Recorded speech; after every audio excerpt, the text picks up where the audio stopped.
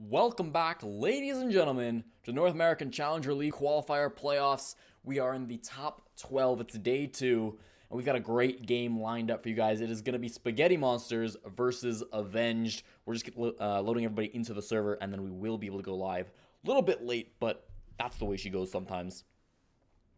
We are in day number 2, as I mentioned, top 12, a lot on the line. We are in the lower bracket, so the loser of this is out. Both of these teams currently have a 1-0 or a 1-1 record in the tournament. That's the only way you can be in this position, of course. And both these teams that a lot of people thought had a great chance of making it in. Spaghetti Monsters, the 7th seed, Avenged, the 8th seed going into this tournament, and top 5 make it to Challenger League. So there's a lot of spots open, and these guys not too far out of it, especially when you look at the teams that have already been eliminated. So since this is top 12, we already had 4 teams knocked out of it yesterday, and those teams were OGC, the 14th seed, Nascent, the 10th seed, Something, the 16th seed, and the most surprising one of all, Least Wanted, seed number 5, eliminated in 2 matches. They lost both of their games. So a couple of upsets there. Obviously tonight, 4 more teams going to join them. We are casting the majority of them as community casters. If you haven't already done so, make sure you type in !multi into the Twitch chat so you can watch all the different games at once. It's the best way to watch, in my opinion, because you get to see all the action. You won't miss anything, I promise. If you're interested in the bracket or anything like that, you can type in !bracket. And you will get that. We are on a 3-minute delay, so if you notice anything, any issues with the stream, whether that be audio stuff or pronouncing somebody's name wrong, do make sure that you let me know, and within 3 minutes, hopefully, I will respond and read your message.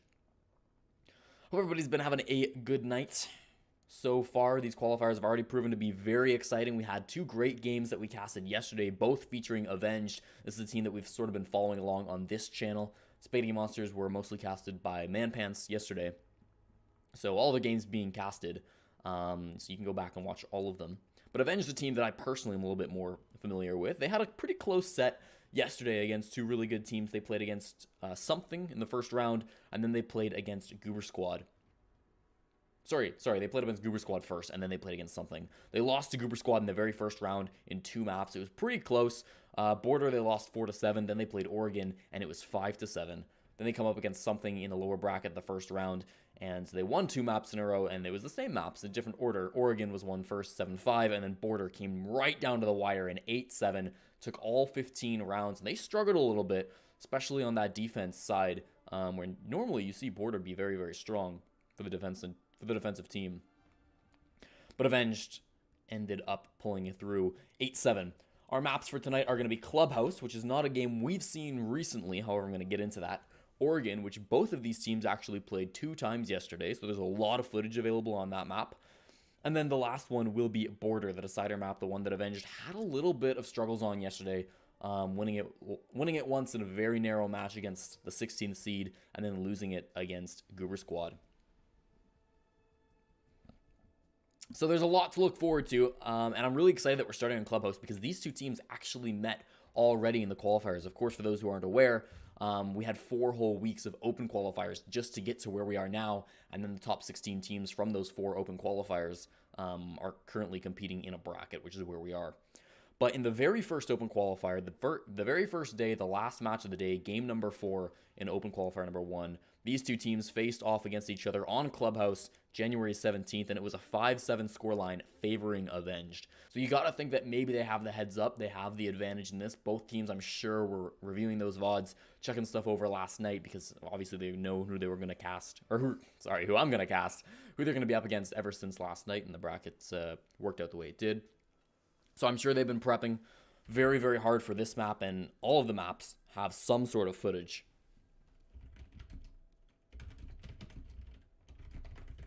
For one team or both.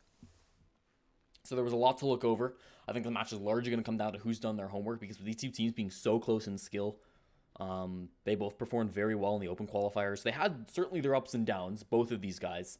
I think if you look, the second qualifier was the strongest for the guys on Spaghetti Monsters. They ended up getting 2nd, and there was another really strong showing from Avenged, getting 3rd in the 3rd qualifier.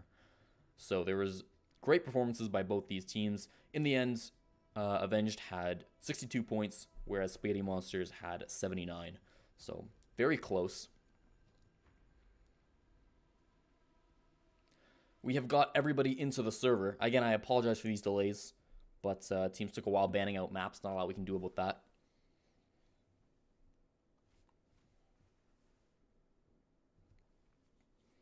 Just waiting on the ready up from one more team, and then we can get going. But I expect this will be a very, very close game. They're all ready to go. Ladies and gentlemen, we're going to finally start this match off. Spaghetti Monsters versus Avenged in Losers Top 12 of North American Challenger League. Season number 9 qualifier playoffs. Loser of this, their dreams will be shattered. They will not be going on to Challenger League season number 9. The winners will have a chance still to make it into, and they'll be in the top 12, so pretty decent chance at that point. You still just need to make top 5. Not the hardest thing in the world. And Habana, gonna be the first operator banned. That is a very tricky one. Especially on a map like Clubhouse, where you need so much hard destruction. Cutting out the Habana, certainly something that Avenged have been practicing for. They got caught off guard last time against Goober Squad when they started the map. The very first map with a very unexpected ban. That was the Jaeger ban on Border, and they got torn apart by the frag grenades of Goober Squad. So we'll see if they can perform a similar strategy, if that really halts the attack of the Spaghetti Monsters. Otherwise, we've just seen normal stuff. Glaz gone, Echo gone. These are operators you see gone in most matches. They've got very high ban rates. The last one for Avenged. They're going to mix it up twice? Nah, they'll keep it standard. Mira's gone. So the field has been set. Clubhouse, Habana, Glaz, Echo, Mira banned out. Spaghetti Monsters versus Avenged. Round number 1, Avenged will be starting on defense. It was their map pick, so Spaghetti Monsters got to choose which side they wanted to start on. They chose to start on attack. And we're going to go Church Arsenal for the very first bomb site.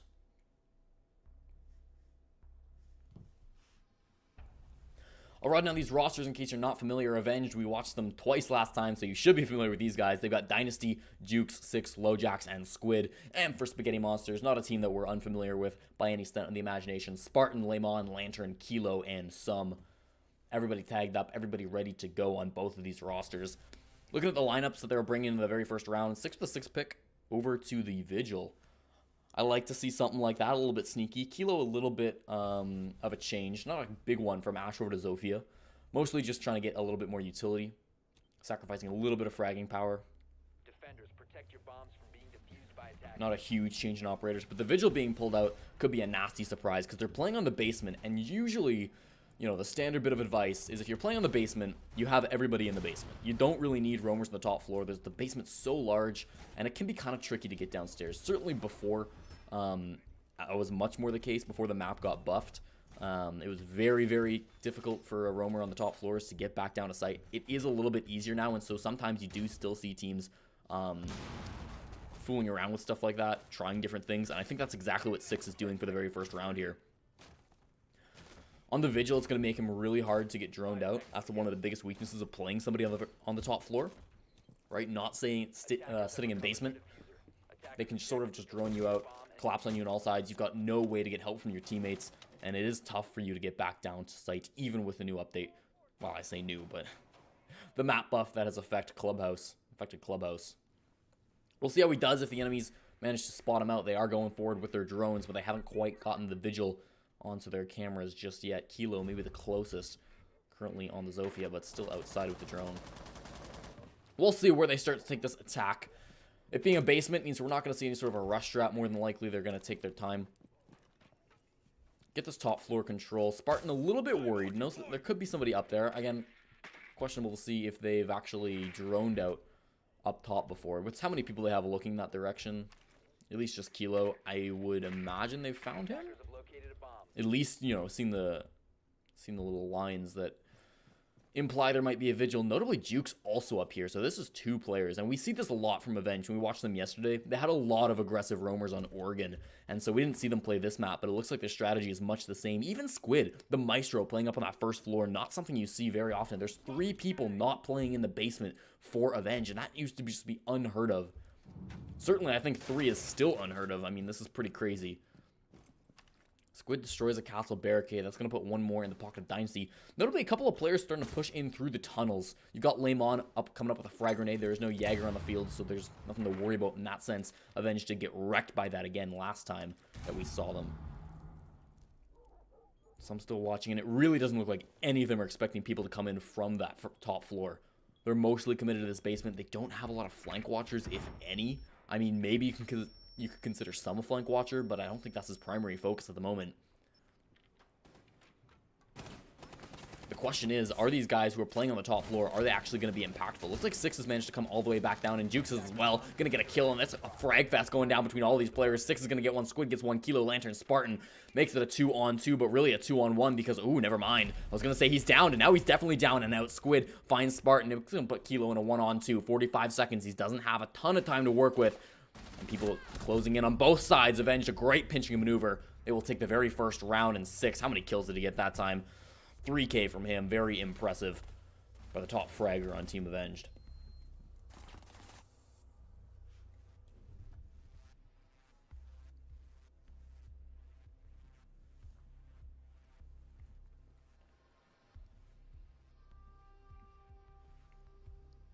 In almost all of these maps, 6 is likely to be the top fragger for Avenged. Likes to get aggressive. He likes to do stuff that probably shouldn't work, but oftentimes does. You know, of course, we saw in that last round having 3 guys out of the basement. Certainly not standard, but somehow they seem to make it work time and time again. The move over to CCTV cache, and this is expected. Usually when you're playing on Clubhouse, you'll go basement or CCTV cache first. I think CCTV cache is probably a little bit more common, but they're both very good bomb sites. For your third, you'll go gym bedroom, and you'll pretty much never touch the bars. Defenders, protect your bombs from being defused by attackers. Since they, of course, won in the basement, they cannot go back there. So they will rotate over to this top bomb site and change up their operators because of it. Notably, now there's just 3 new operators they're not bringing from last time. They're going to have Doc being played by Dynasty. 6 is on the Jaeger, and then, of course, Jukes playing the Pulse. Getting rid of the Valkyrie, getting rid of the Vigil, and, of course, getting rid of the, what was it down below? Castle, that's what it was. 10 seconds remaining. Notable that Maestro didn't get banned out. Oftentimes you'll see teams choosing to ban the Maestro rather than the Echo on this map, just because his Evil Eyes can be so powerful, and holding the garage on this CCTV hold. Recovered their diffuser. Attackers objective It's always interesting to see how much emphasis teams tend to put on the garage. You'll almost always see at least one person, well, exactly one person playing exactly where Dynasty is. Sometimes you'll have somebody down below as well if you really want to take this aggressively. 6 could move into the lower garage should he want to. He's in strip club right now. He's just having a good old time roaming around the first floor. He might find somebody at some point, but at the moment, oh no. Okay. Spartan not going to just run straight into him. Of course, 6 not playing that Vigil, so he doesn't have that same ability to roam as freely. He will get caught out if he's seen by a drone. And Dynasty playing in the garage, but there's not a lot of pressure being placed over towards that direction. It seems like they're more focused on getting open this big wall that Sum is currently sitting underneath. Lantern bringing the Thermite, that's going to be his primary purpose at the start of this round, is to open that up, more than likely. But you've got to make choices now that Habana's gone.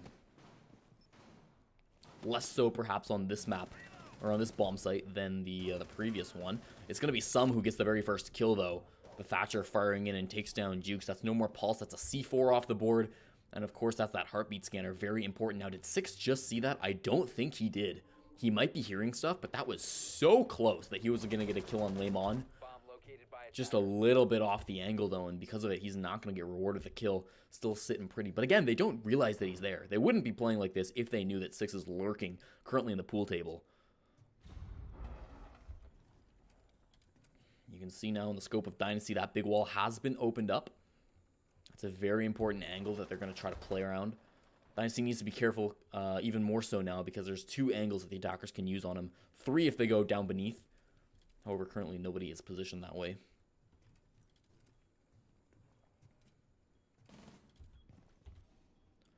Minute to go in this round. It's been pretty slow ever since the defenders lost a player. attackers have located Usually you'll see if the attackers lose somebody, they'll slow things down quite a bit, but they actually got the kill. Sometimes that means they'll speed it up. Sometimes it means they'll just keep doing what they like to do. LoJack's about to be blown open to his left. Surely he hears that. Oh, he's going to run right into CCTV in a very awkward position, not where he wants to be. Didn't expect that wall to be opening up. Maybe didn't quite hear it over something. It's going to be Squid who saves his bacon, though, and now he's able to freely rotate back down into the garage. Maybe go for a flank. Six still lurking on that bottom floor. Squid, the man who evened out the numbers, now getting droned, having to deal with that. Really annoying. Spartan's playing outside. Lantern, you can see on his drone. 20 seconds. They really haven't done a lot with this early advantage they were given, especially that's not going to help. Lantern getting headshot by Six. Looks like his flank finally paid off. It's going to be Spartan coming in for the plant, though. Puts down those smokes. With the thermite being taken down, it's now up to him to get that plant. It's going to be Squid again, though, coming around, getting a kill on a Lemon.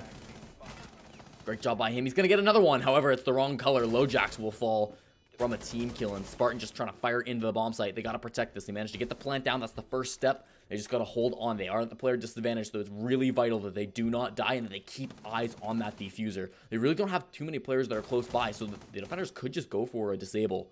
It looks like they do have somebody around there. And yes, Six is starting to defuse that, but Kilo and Squid both going to get a kill apiece. Now it's just up to him to stop this.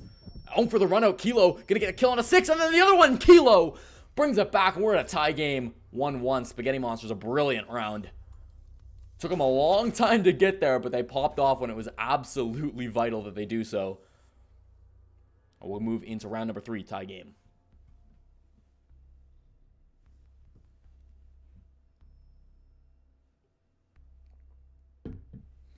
So it's one apiece, but I will say that overall, I mean, it's just been 2 rounds. Avenged have been looking quite a bit stronger. I don't like how hesitant Spaghetti Monsters were. They spent at least 2 minutes. Maybe that's an exaggeration. It's 2 minutes, really. That were just sort of sitting around. Yeah, they were droning. Yeah, they were getting utility. They were holding angles, but they didn't get any kills. Nothing really happened. And because of that, they really had to rush it there at the end and relying on a clutch from Kilo.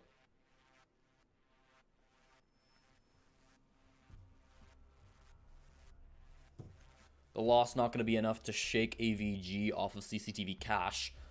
You wouldn't expect it to. They held it pretty well, and this is still generally thought of to be a better bomb site than the other 2 that are open to them. And that was an interesting 6 pick we just saw. Lemon moving over to the Ying, a very annoying operator, one of the most commonly banned, but of course not something that Avenged could ban since they banned the Habana instead. You only get 1 attacker ban. The glass was pretty necessary for Spaghetti Monsters. Usually that second ban is for the Ying, but Avenged notably taking a different route here. When we first saw bans introduced, it was really common to ban hard breachers, especially on a map like this. We've seen it sort of die off, but it's certainly not something that is a surprise to ban somebody like Habana on this map. It's going to make the defensive hold a lot stronger, but even this hold, you do still see teams running double hard destructor on this bomb site. I've seen the Maverick get brought a couple of times. Hasn't been brought out yet by Spaghetti Monsters. The fact that Avenged were the ones to ban out the Habana might mean that they're planning to bring one. Maybe not. Again, it'll be more likely for the basement hold. Now, again, they play so aggressively. Why is Six in the basement? Why is Jukes in the basement with them? These 2 players just like to roam so far away from the rest of their team. They don't find themselves with a lot of support. They don't find themselves in safe positions. But still, it seems to work out for them.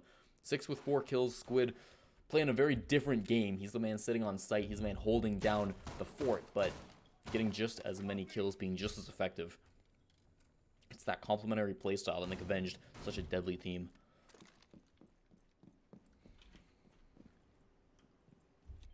Of course, Spaghetti Monsters, nothing to laugh at either.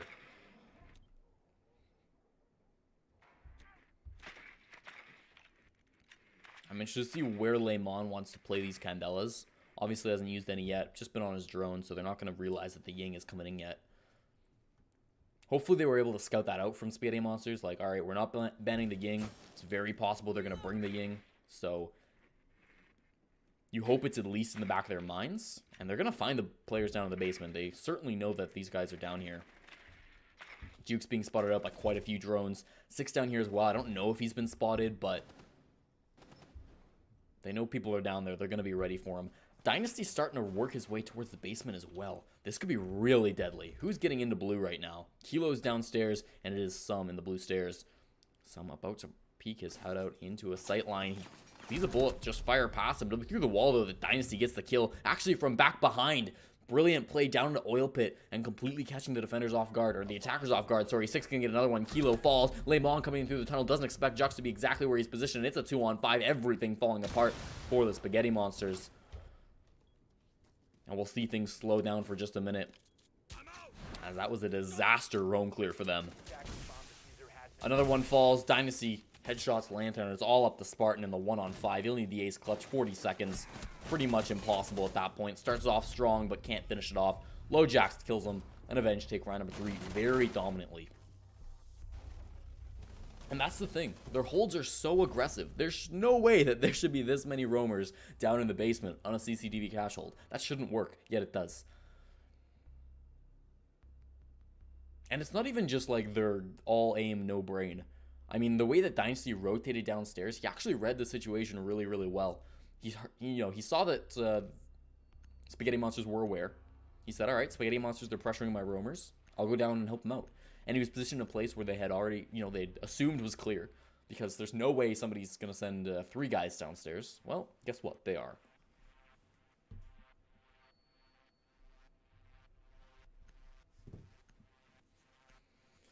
Brilliant play by Dynasty to start that off, and the rest of the team as well.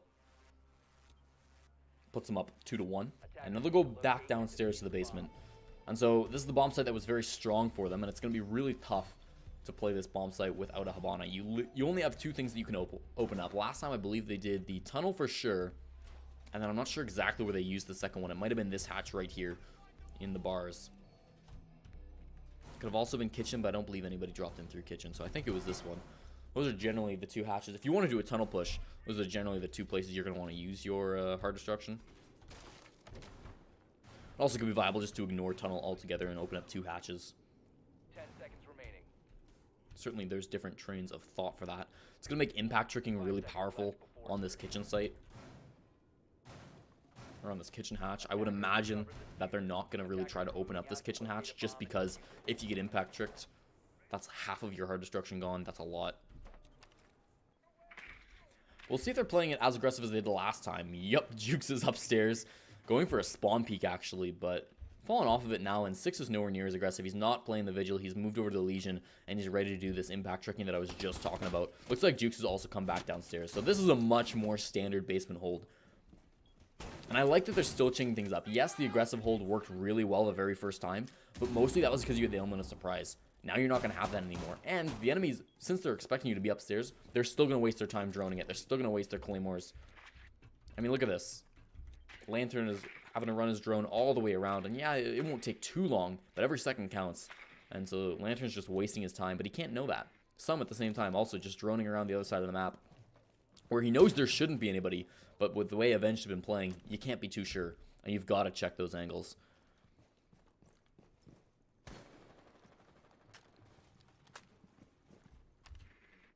So even without doing a lot of roam, they've still managed to waste a little bit of time. Minute 45, I will give credit to Spaghetti Monsters. They have been pretty quick on that. Seems like they were able to figure out pretty early on that there's nobody playing upstairs. So yeah, they wasted a bit of time, but honestly a lot less than some other teams would have. Attackers have located a bomb.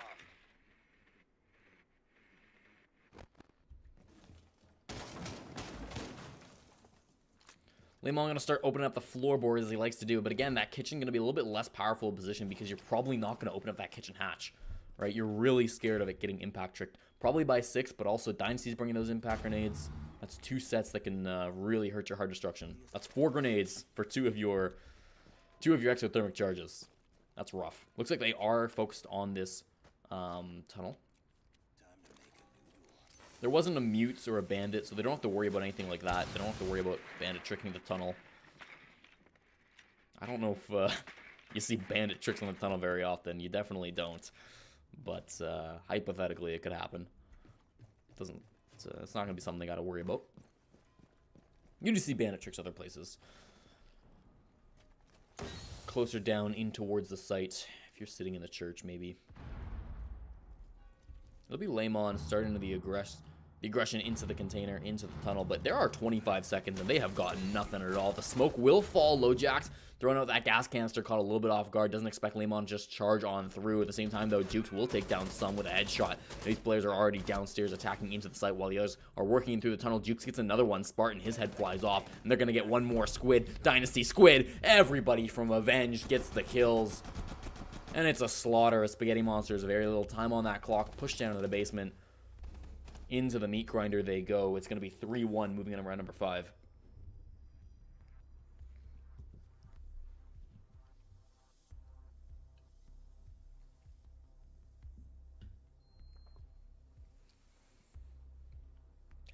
And again, it's a tough spot because Spaghetti Monsters, every time they're taking these attacks, they're having to waste so much time on the roamer clear, but then choosing where they want to use their hard destructin. Seems like they had a lot of trouble with that. I guess they've just been watching angles, clearing out utility, whatever they've been doing it too slow.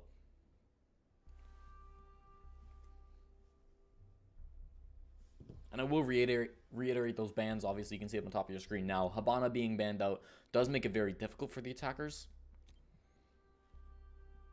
Spaghetti Monsters chose to start on an attack. They didn't necessarily know the bans when they chose to do that, but they did choose to start on this this side.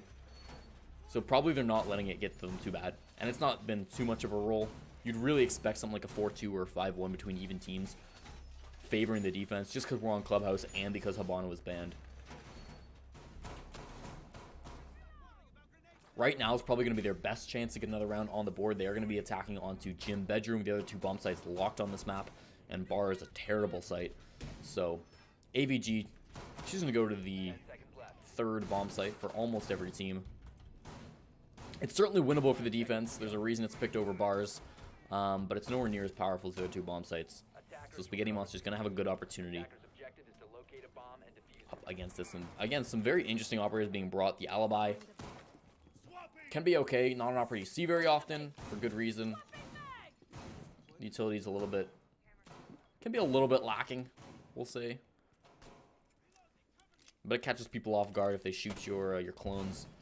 Can get you some interesting information. This is a great black eye as well. The fact that this wasn't caught out is really big for the defenders. They're going to have a huge amount of information just because of this. Notably, no IQ being brought by the attackers. So their operator we saw, Avenged, we're playing a lot with on border on Oregon last time too. They really seem to love their IQ, not something the Spaghetti Monsters are doing much of. So again, a lot of drones because they're worried about aggression. Nobody's playing too far off site. Seems like they're happy with how the passive play worked for them last time. Still got to be cautious, of course. They brought Kilo on the sledge. A lot of the times you see castles on this bomb site, but they were only playing castle when they were defending on the basement. And yeah, see, that's exactly why you want to bring the Alibi. It gets you a little bit of information. It's a bit redundant because, of course, you still have Dynasty's Evil Eyes that would have seen them anyways, but it's a little bit more direct information. You can follow them along, and a great grenade by Lemon takes down LoJax over that wall, over the hard wall. Thought he was safe, but of course, you can't be too safe when there's a buck on the enemy team. Dynasty returns the frag. The Lantern will fall, and that's the hard destructor. That's the bomb carrier, or the defuse carrier being taken out for Spaghetti Monsters.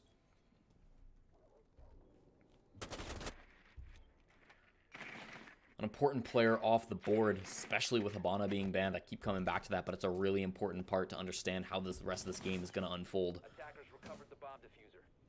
He did get this wall open, though, so he pretty much did all he needed to.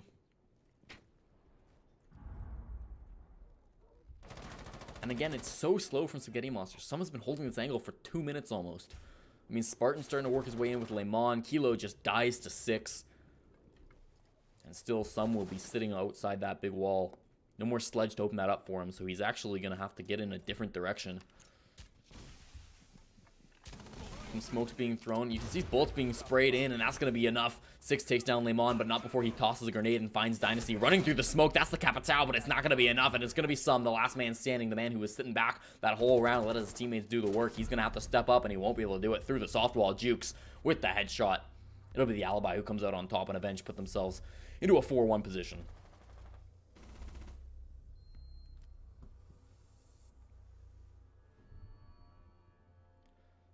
Round number 6, the last round before the half swap, and you got to be feeling good if you're Avenged. Worst case scenario, you're 4-2. Not a bad scoreline, but a 5-1 is looking pretty likely for you in this situation.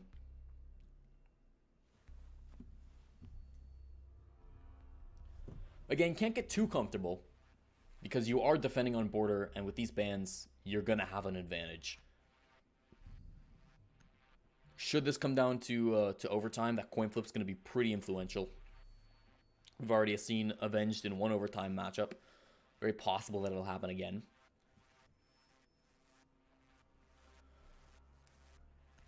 The KB coming out from Spartan. And this is the first time we've seen this operator. Definitely not one of the more popular ones. Protect your bombs from being defused by attackers. Can be a bit annoying. And, you know, not super uncommon. I would say the alibi is a little bit more uncommon than mid of KB.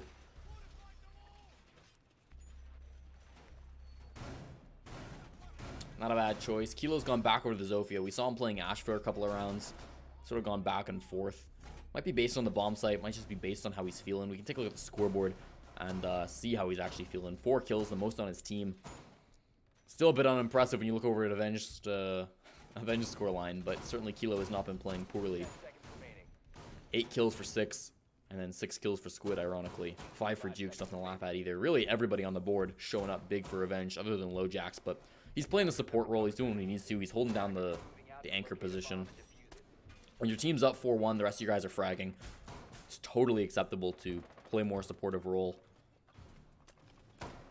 Doesn't need to feel too bad. And Juke's immediately going to be getting a kill so early. Looks like that was at the top of the blue stairs. Managed to find the headshot onto some. Just one tap. That's all he needs from the UMP. And again, the attacker's starting this off massively disadvantaged. That's your Thatcher gone. That's a big operator to lose because all of that utility is going to be so much more powerful. I mean, thankfully, they haven't actually brought a whole lot of utility on the defense. Really, there's just, I guess, ADSs and Evil Eyes. That's probably the biggest. But those just get disabled by Thatcher anyways. Lemon going to even out the scoreboard. Already, he's into the arsenal. That is very aggressive. Looks like they opened up this tunnel super early. Or sorry, wait, they're not... Oh, they're not in the basement. They're on CCTV. Okay. He's just clearing out roamers. That makes sense then. 6 is also going to be down here, so this is the same strategy they had the first time that they defended on this bomb site, where Jux is downstairs, 6 is downstairs with him, and Dynasty in a great position to rotate downwards should he need to. And assuming that he doesn't face any pressure, a lot of times attackers will put a lot of pressure on this garage right at the start of the round and never really let up on it. But Dynasty has seen none of that pressure. Because of it, he's able to support the guys down in the basement a little bit more so than if there was somebody playing by the garage door. Or anywhere on the garage, really.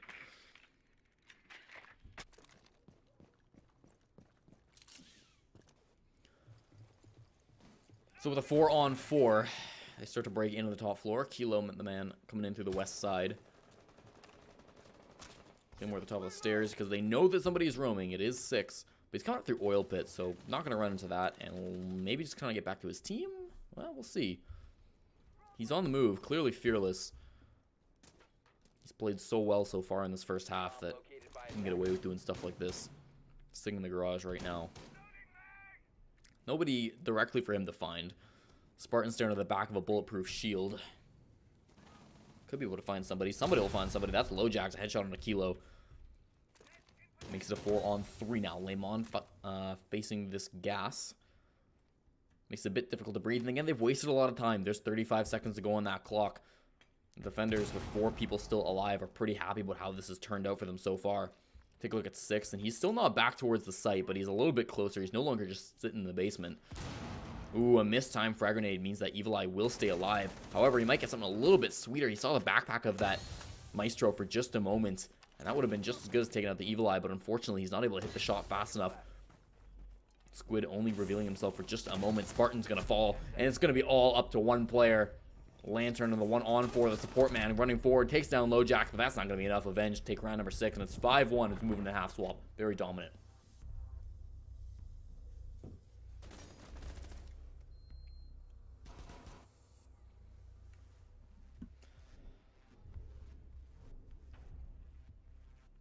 Now, what's going to be the main thing here is, can Avenged clean 2 rounds? Can they get 2, or is this going to go to overtime, or is Spaghetti Monsters just going to win it outright? If they get the perfect half, of course, then they'll take it 7-5.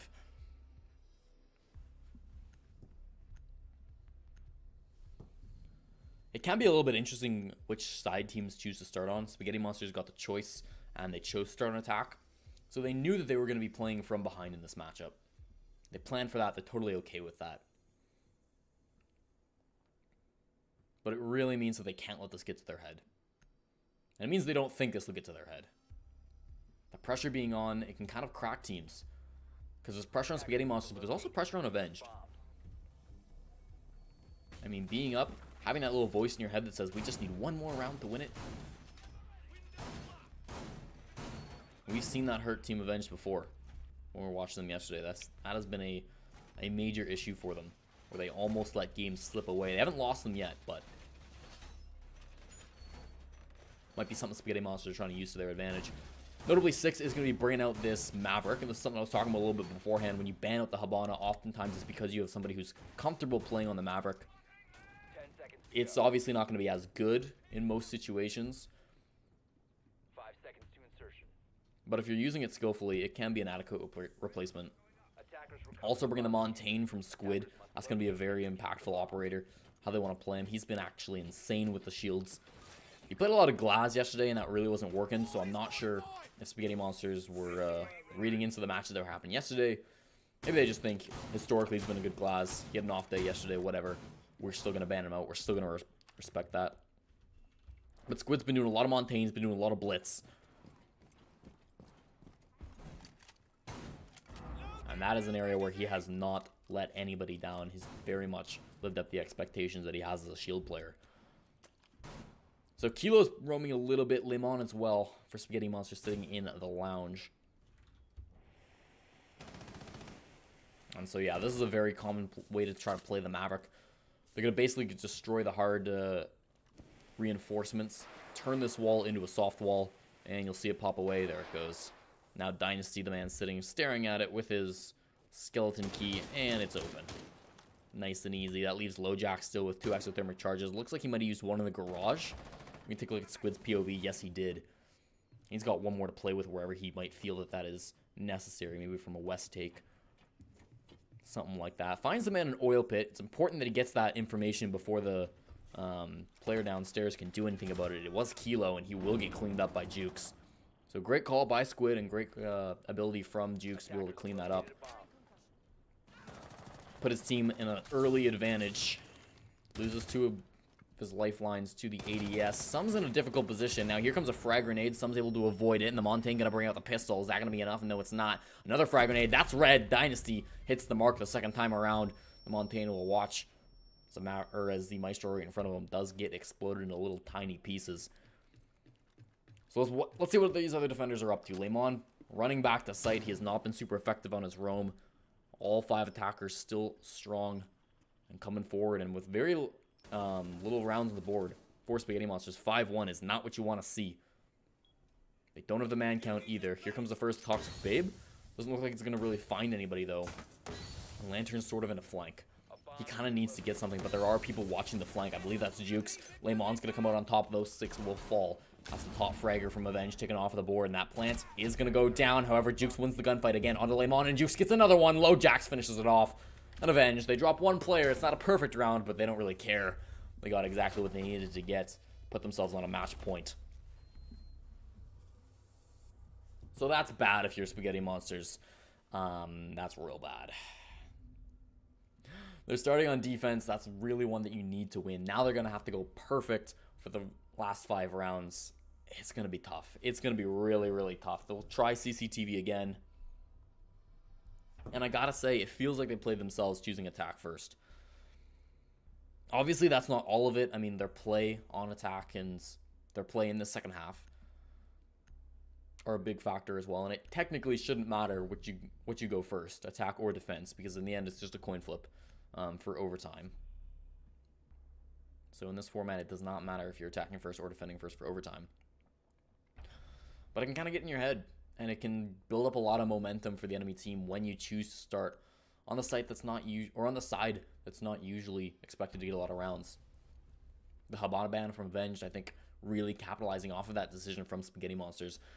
They're trying to change things up, and I like this from Lemon. Bring out the Clash. Can be a bit of a counter to Montaigne. If it ends up in a shield 1v1, I would take Clash every day of the week.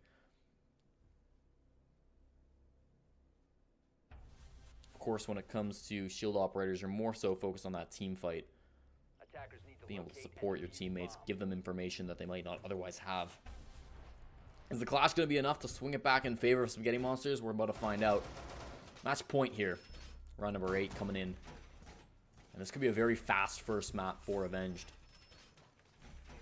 I will remind you, last time these two teams played, it was on this very map, and it was a 7-5. Avenged won it in the end, but it was a hell of a lot closer than this has been.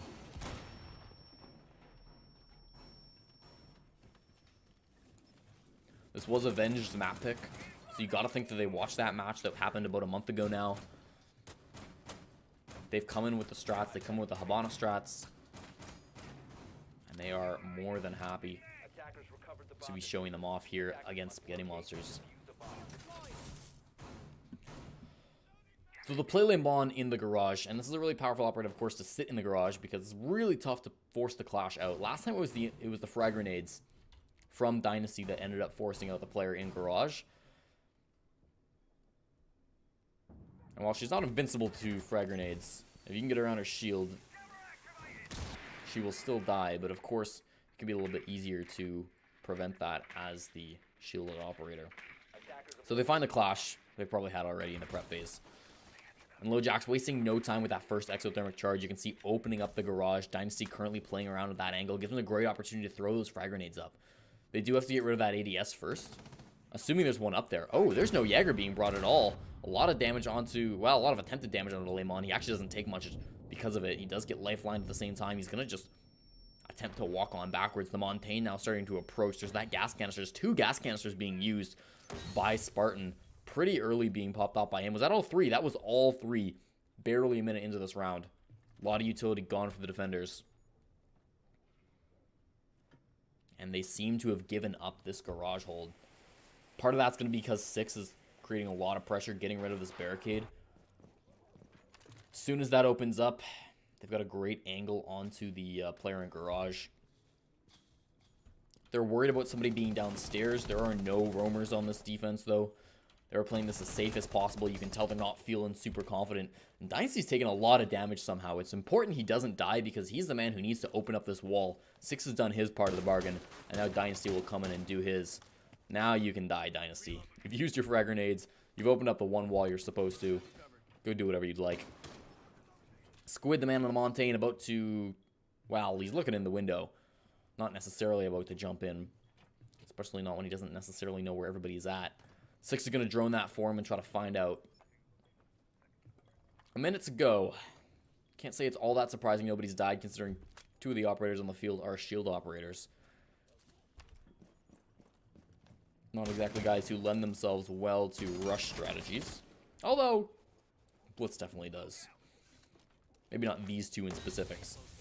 Squid will meet the other shield as they sit in CCTV.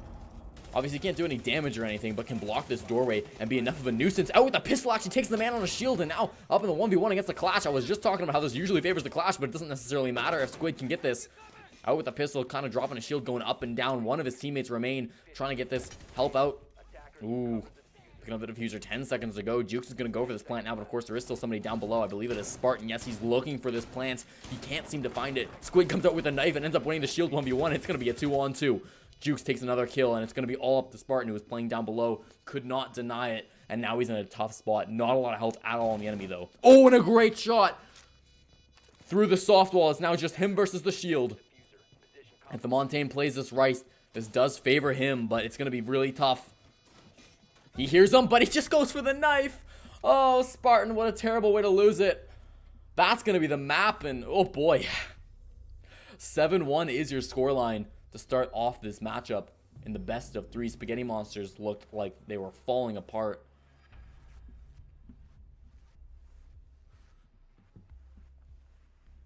So we will be moving on to Oregon now, perhaps our last map of the night. We just started, it feels like. Not going to go to music or anything. I'll see what these teams are feeling like. Spaghetti Monsters might choose to take a break after that. Take a couple of minutes. Because they did not play well at all. Again, I don't like which side they chose to start on.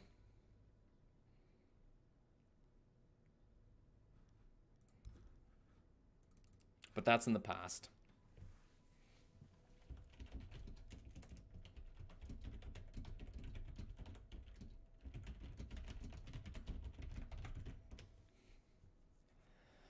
We'll look towards the future. Oregon is the bomb site. Avenged have chosen to start on defense, and they've already readied up. They are good to go. They want to get into this very quickly.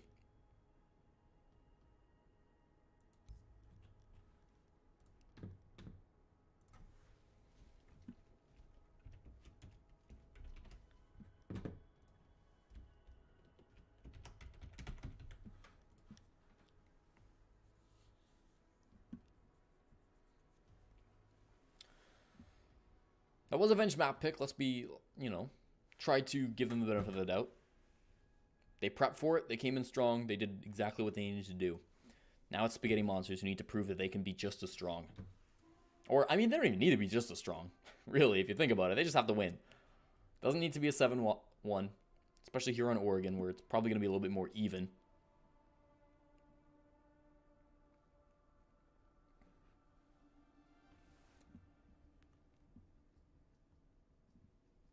But Oregon can be one of those maps where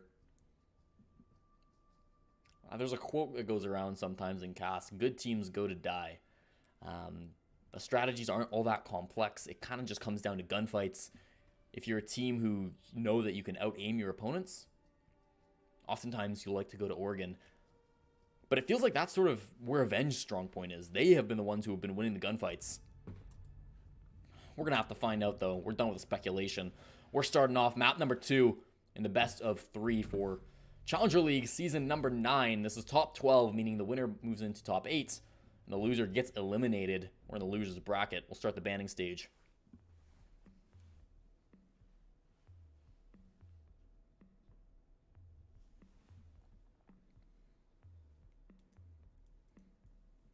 Again, Avenged feeling that defensive side. Played so well the first time. They'll get the first ban. It is going to be Habana again? No, probably not. It's going to be Ying. Now I wonder, do they ban the shield? Spaghetti Monsters. Of course, that would mean leaving Glaz on the field. Yeah, they'll take out the Glaz. Again, if they reviewed the VODs from yesterday, maybe the Glaz isn't the right ban. Because Avenged were struggling to get any kills with the Glaz. Smoke, another strange one to go. Smoke, certainly one of the most popular operators to play as, but interesting that they would waste a ban on it. Okay, that's something Spaghetti Monsters have been practicing then. They won't get the Mira when they play on defense. But you've left Echo, you've left Maestro. There's a lot of information that can still be gathered by the defensive team. Of course, that's the side that Avenged are starting on again. So if you look at these bans, it might be another early lead for Avenged, but that's just speculation.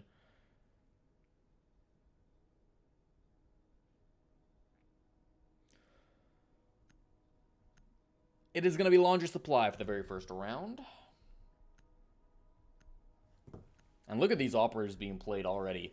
You've got Lojax on the Ella, you've got 6 on the Jaeger, you've got a Doc, you got a Valkyrie. And the Jaeger moves over to Vigil. It doesn't get less aggressive. This might be... Well, no, they didn't ban out the smoke. They might be leaning into these bans really well for Avenged. And I don't know that I... See, they ban out the smoke.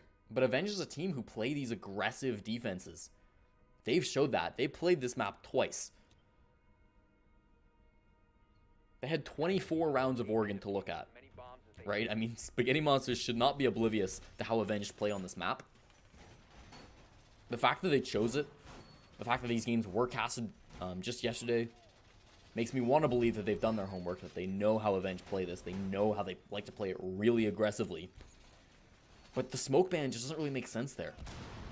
I mean, you ban out the smoke. That's not where the strong point of Avenged is. Maybe they saw something that I didn't yesterday. I think they were playing smoke. I mean, everybody plays smoke. 10 seconds left before insertion. To me, the smoke ban feels a little bit more like that's how Spaghetti Monsters like to play, rather than that's how Avenged don't like to play. Which isn't a bad idea either, but Attackers are moving out to locate a bomb. after you lost the first round so devastatingly, Does make me a little worried. We'll see, though. Dynasty's going to start out up top, and 6, I imagine, yeah, he's going to be right upstairs with him. So we've seen this be so powerful. Last time that 6 and Dynasty were up in the top of kids' dorms, holding on the defense, 6 got a 3K, and his team won that round. They lost eventually. I mean, they did die. But it was a very powerful roam game from them. Duke, Squid, and Lojack's all sitting in the basement. The Anchor Ella is something you see every now and again, and oh god, what's going on? Dynasty is running out the big window. There's nobody out there. He's going to get caught and just run on back in. So it looks like that was basically just a blind run out. Thinks, maybe somebody will be out there. They weren't. The Anchor Ella, as I was talking about. Not the most unheard of thing in the world. Be pretty powerful. Nobody playing with that shotgun means probably going to be playing around some staircases. Or even just these walls that are very zigzaggy in the bottom of Oregon.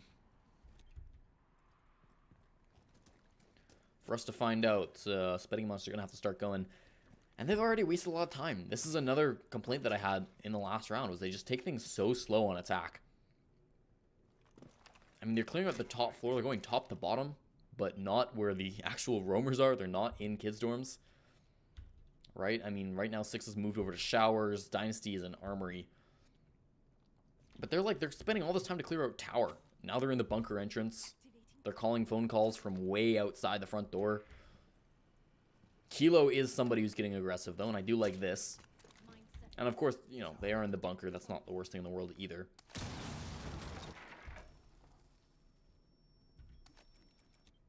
Kilo move over to the meeting hall, which is often where you'll see the roamers, but not this time.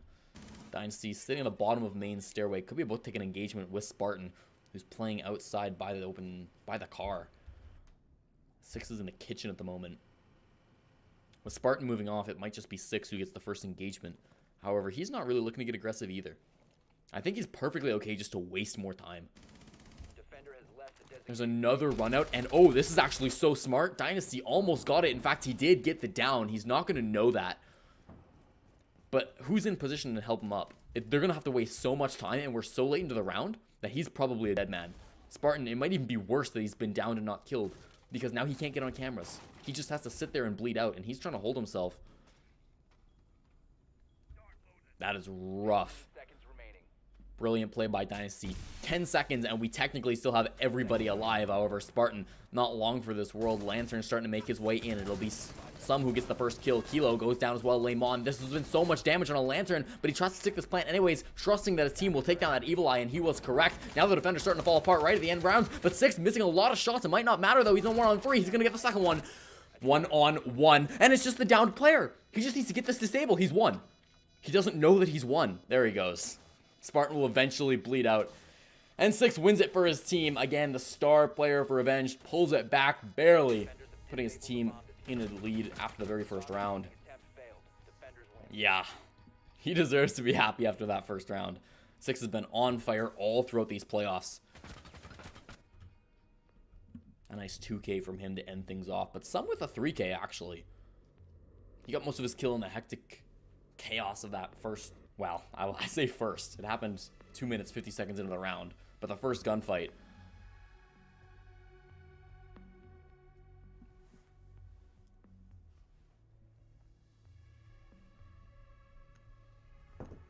Move to kids' dorms. And Lojack's sticking with the Ella. I think that, honestly, I think I've seen more Ella on kids' dorms than I have in the basement. I don't think it worked great for them. He didn't get any kills. And when you're playing the Ella, usually you want to get the kills. Yeah, I think the Echo's a much stronger pick than the Ella. I like the Ella. I love seeing Ella plays, but yeah, let's not start to throw here. Dynasty over to the Bandit, gonna be pretty important. It really didn't have any hard destruction denial, but basement not necessarily one where you need it. You see mute a lot of the times, but not the most necessary.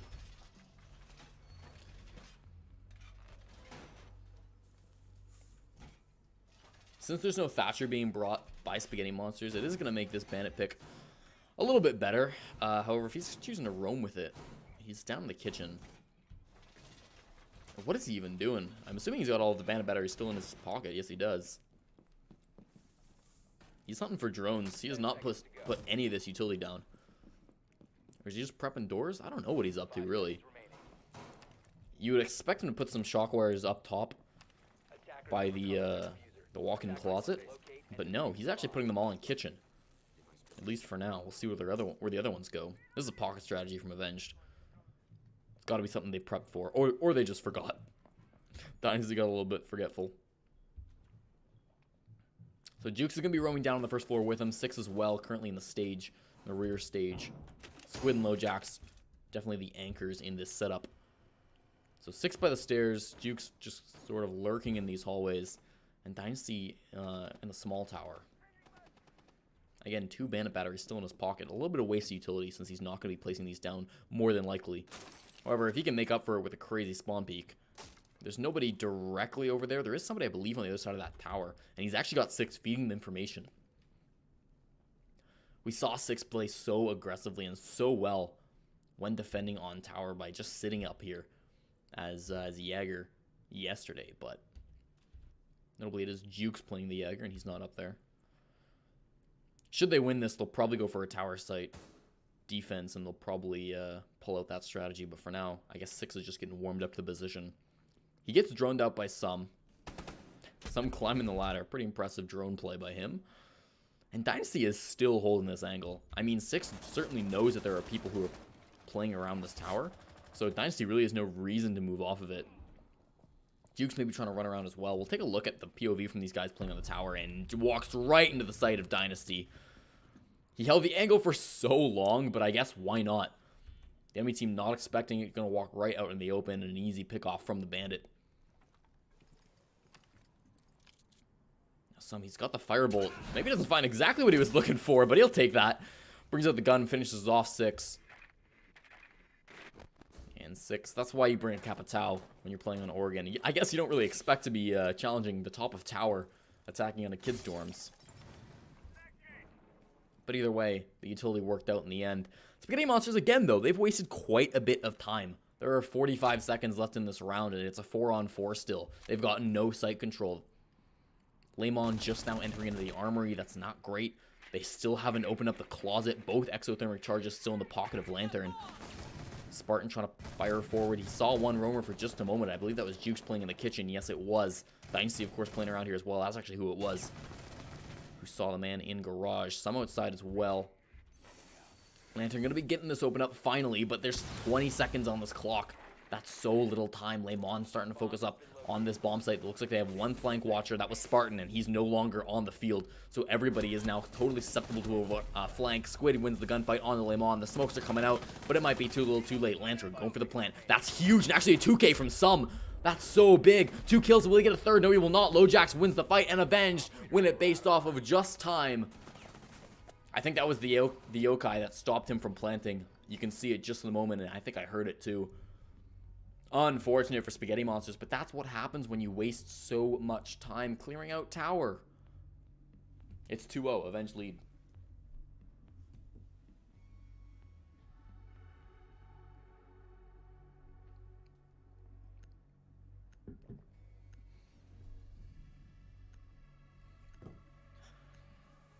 So as I mentioned, they play the rear stage Watchtower and they put 6 on the Jaeger. They're going to play him at the very top of Watchtower.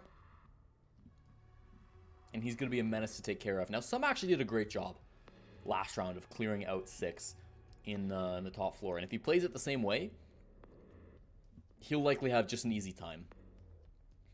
I will say a big reason why Avenged were so hard to dislodge to the top of the tower, the reason why 6 was able to stay alive for so long against something, is because they never brought the Capitao. The Capitao is so important to flushing people out of this top floor. And if you try to take the site without the man on the top floor, I guess you can push in through here, but you're still risking somebody like breaking out, going for a run out. It's just not a good place to have an enemy when you're trying to attack on the towers. Yeah, you could ignore him, but you probably shouldn't. LoJax moved back over to the Ella. Again, bringing that FO12. Not a bad choice. You see a lot of Ellas now bringing the shotgun rather than the Scorpion. 5 seconds remaining. Depends on a lot on which angles you want to be playing. Depends a bit on personal preference. Attackers are moving to defuse the bomb. Neither of them long range, but the Scorpion may be a little bit longer. Juxta with to find somebody. He goes for the pre-fire out the front door. Nobody's that right outside, though. So, doesn't land any shots. Dynasty's going to be flanking around, currently in the dorms. And oh, he's going to get his head blown off. Lemon just deciding, I'll blow open this window, and there seemed to be a Valkyrie right behind it. Sometimes that aggression does not pay off for you. Because of it, it's going to be an early lead for Spaghetti Monsters. So again, I have been impressed by how Avenged hold this bomb site, but it is still their third bomb site. It's still an off site. It's still not very favorable for them. They'd rather be in the basement. They'd rather be on kids' dorms. So this is going to be the best shot the Spaghetti Monsters have had so far to take a round.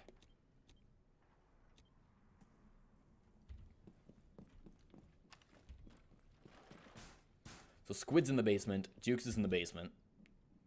6, very top of tower. And LoJack's sort of in the middle of the tower.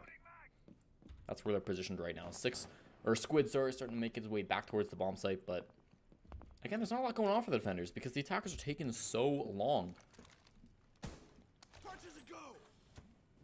I like the Maverick being brought out by Spartan. You see it a lot when, like, Hibana's banned, or even when Hibana's not banned, attacking onto the basement. So you take care of the mute jammers or what have you. I don't know if I've seen a lot of Spartan attacking, or a lot of Maverick attacking on tower. But he did take care of those bandit batteries.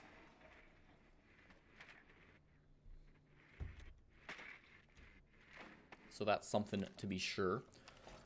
Saw that that black eye for just a moment as well, and he's got a great way to take care of those. Still though, it's a very slow operator, and you've kind of had trouble playing fast. You've had a lot of trouble keeping up the pace on attack if you're Spaghetti Monsters. And I don't know that more slow operators are what you need. They've lost a lot of rounds just because they took way too much time. Even when they have the player advantage, this happened once when they were attacking on a clubhouse as well. You get the player advantage, you're up 5v4, you should be able to just walk in, win your gunfights, and you'll be okay, but they still take so much time. They're so meticulous with these attacks. And Squid's about to find somebody. I do not believe he can get the Nitro Cell through that wall, and he's actually going to get grenaded. This is an angle he can get the Nitro Cell, though, and he will not manage to land the kill. I don't know what happened, but that should have been a land. Oh, he's not too happy about it, whatever it was. He won't get it, and Lantern will start the defuse. However, 6 coming in for the run out, brilliantly timed by him. Now firing into the stage, and he gets a second one. The headshot and a lame on. Can't quite find the third. Spartan to his right. Not something he was expecting. The attackers now, again, very little time. It's another run out from LoJax. He gets 2 kills. Jukes gets 1. Avenged gets the round. 3-0. You don't expect the first run out. You certainly don't expect the second. My God, the aggressive plays keep on working for Avenged.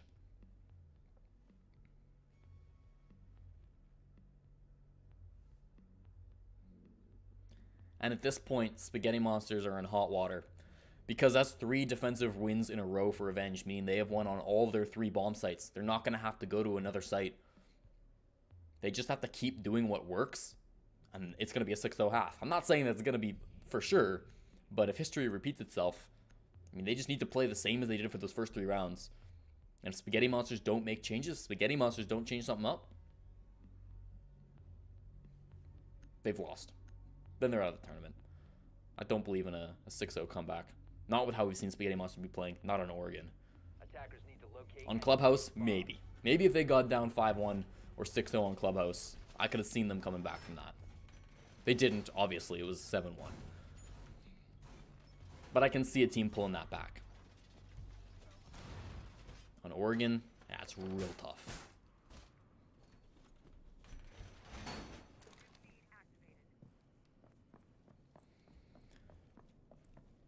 Six is on the Vigil again. Dynasty's on the Valkyrie again. This aggressive combo that they really like to play upstairs in the dorms. Likely going to be the same strategy. 10 seconds left. It just works so well for them. And again, it's aggression, but it's smart aggression. Even when Dynasty did that run out, you had to do it 2 times before it worked. But the second time that it worked, it basically won them the game. They took down the Dokkaebi really early. Locate a bomb and defuse They didn't realize it, but they got the down, and then eventually it was the final kill for Dynasty last time they were defending on this bomb site. It's not always super smart. You just have to look at Dynasty's last round to notice that doesn't always work. But more often than not, the risky plays that he likes to pull off alongside 6 do pay off for them. And it's part brain, it's part aim. I like the way that Jukes plays this sort of flex roamer too. He's currently in meeting hall, but he's not too far away. He can drop down to site should he need to.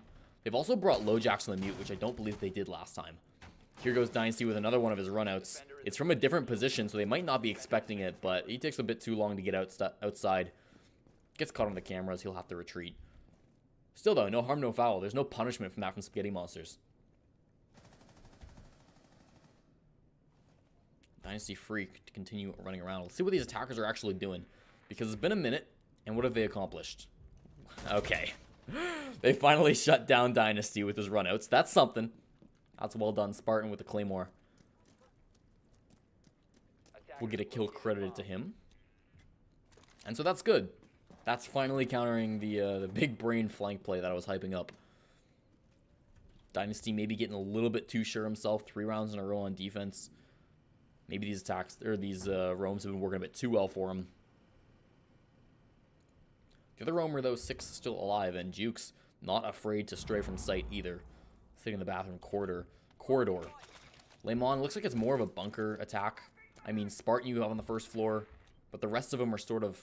Oh, they're actually in meeting hall. Actually, Sum's in a bad spot. Some could be about to get aggressed on by 6. He's just sitting right up above him. If 6 has the information, Sum is not ready for somebody to flank him from attic. Spartan's going to get another kill, though, and with Jukes falling. This is looking better and better. For every second that ticks by, I mean, obviously it gets a little bit better for the defense, but they've still got 40 seconds to waste. And they've gotten so many kills for it. It might be too little too late for 6. He's going to have to pop off huge if his team doesn't want to lose this. Taking the gunfights downstairs, Squid needs to hold down the fort just as well. Firing in through the smoke. He gets onto his camera, but that's not the right play. 6 comes in. He's going to need the ace clutch. Takes down Spartan. That's the first start. Now the diffuser has been planted. Needs to push forward. This is so tough for a Vigil. Comes around. There's pre-fire around the corner, but Lantern shuts him down, and Lantern Man wins it for his team. Finally, around to the board for Spaghetti Monsters. Right when they needed it to come. Because that's one on the board. They can start to build that momentum. They can get themselves back in the mental game. Bring it back. 3-3 half. Very winnable. It can't be 5-1 again, though.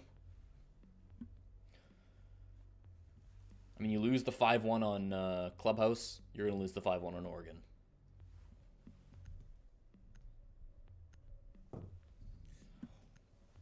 And what's nice for Avenged is because that was round number 4, they can now just swap off. They can say, Laundry didn't work. Yeah, we've got other bomb sites that work. We'll try kids. If this works, maybe we'll try basement again. Maybe we'll go to tower. Who knows?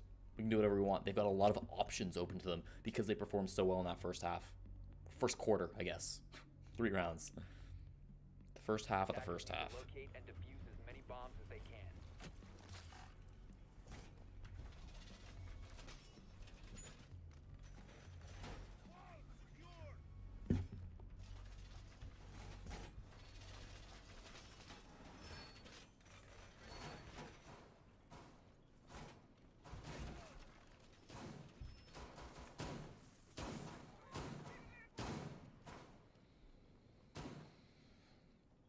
No bandit being brought this time. Was that Dynasty who played it? I think it was, yes. He's in the short tower. Jukes is up here with him. And again, they play so aggressively. No team in their right mind should have 2 people in short tower while they're defending the dorms. But Avenged do it, and it works. They go for these spawn peaks. They're not going to find anything this time, however Jukes might. You can see there is a small outline on his screen. He takes the gun, but doesn't manage to find the shot. Dynasty has long fallen off.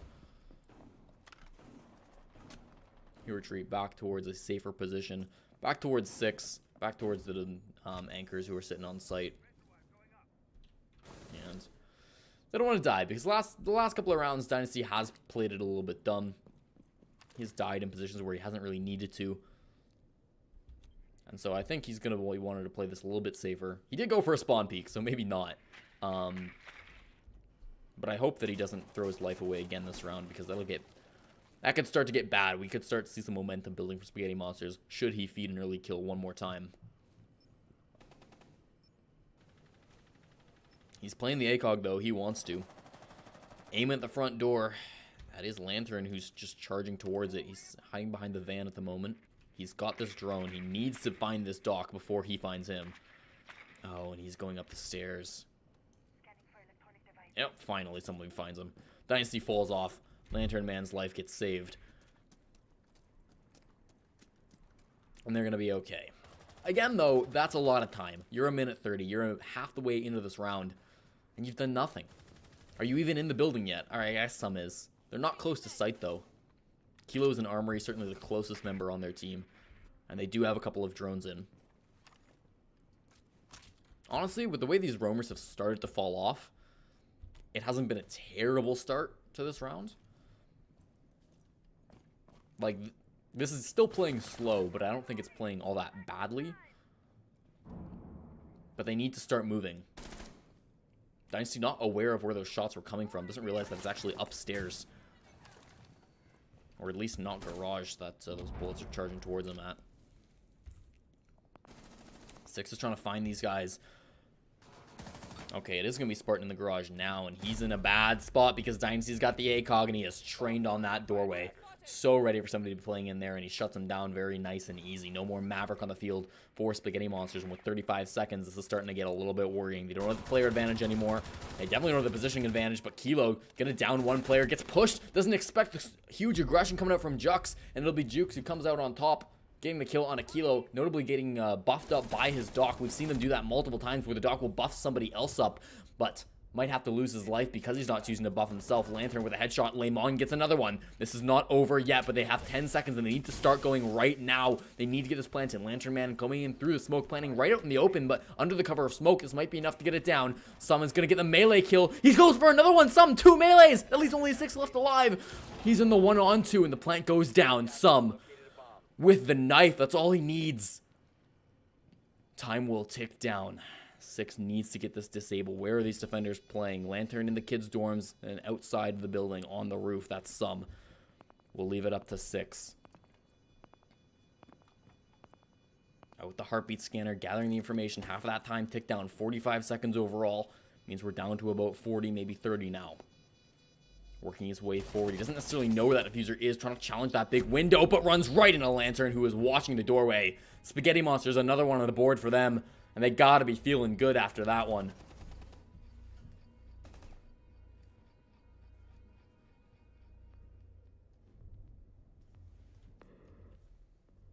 It's 2-3. They're clawing it back. And Avenged, they have options, but this is not the easiest choice to make. Do they go basement? Do they go kids? Do they go tower? They choose kids. And this is exactly when Spaghetti Monsters needed to turn it on. Again, 3-3 into the half is fine. You're not worried about that. On Oregon, fair enough. Even worst case, of this situation, 4-2, you can come back from that. Spaghetti Monsters have cleared themselves out of the danger zone after this first half. Obviously, they still want to win round number 6. It's going to be an important one, working their way towards that 7 scoreline. But they can breathe a sigh of relief after that round. Because even if they lose this one, they've made it doable once they swap sides.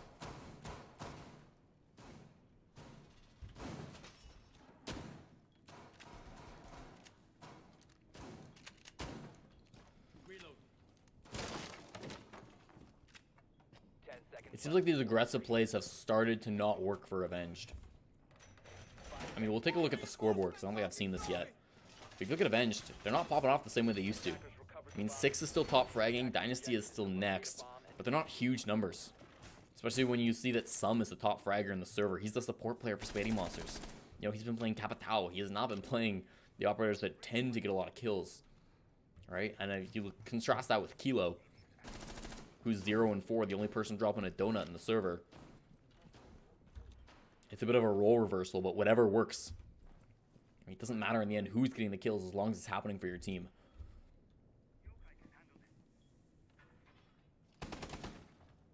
So 6 in the meeting hall. Duke's still running around. Dynasty with him. It's the exact same setup. They haven't chosen to change anything on the defense in terms of strategy.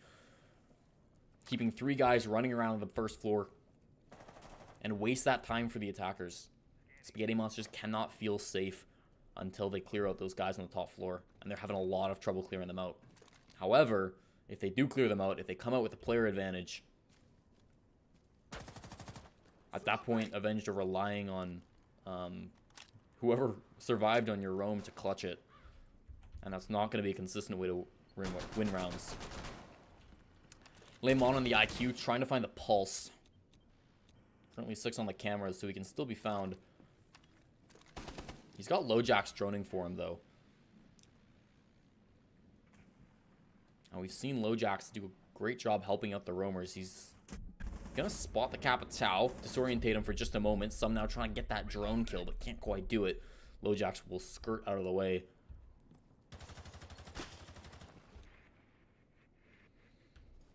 And while they haven't fallen to these roamers again, they've wasted a lot of time. They've made it work in the last few seconds last time. Can they do it again? Spartan starting to make his way forward. Lemon has finally opened up this door. It's going to be very important that Lantern can blow this open. Again, no mute, no bandit, so this is totally free. It's not like that can be bandit tricked or anything like that. Lemon searching for that drone, but hasn't hit the shot yet. That can get blown up. Did he... Wait, how did it get denied? Hello? Oh, is there an evil eye? Oh, there might be an evil eye in the closet. That would make sense. Yeah, it looked like there was. Well, that's unfortunate. Thankfully, Lantern has 2 of those, and with the evil eye taken out, now it gets open nice and easy. The attackers 20 seconds, though, in a 5-on-5.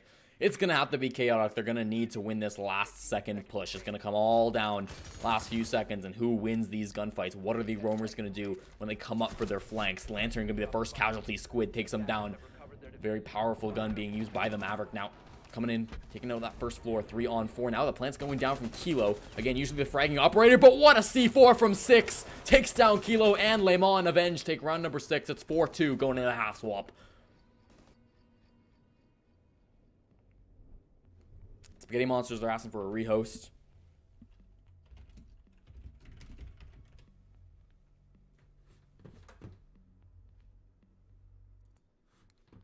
So we're going to deal with that.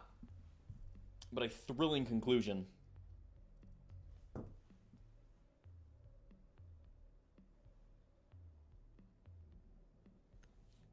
To the first half. We will wait and see how the second half plays out. 4-2 favoring Avenged. A good scoreline, but they started to let it slip in the end there.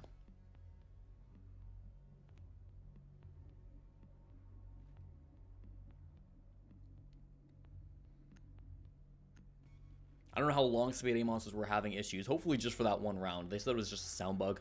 So it's probably not a huge detriment to them in terms of that final round. Certainly your sound bug shouldn't have made you stall for that long. But Spaghetti Monsters, they just haven't looked good on attack. Now that they can move over to the defense, 4 rounds to force into overtime, and then hopefully get the coin flip going in your favor, so you don't have to defend twice, or you don't have to attack twice. Sorry. They're probably still feeling okay about this.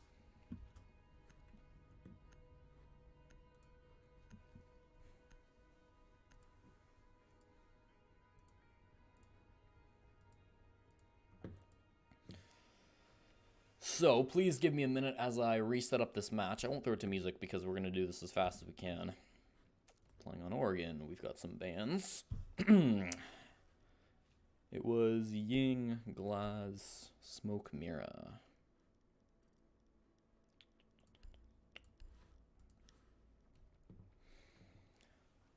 Blue team starting on attack. Custom team names.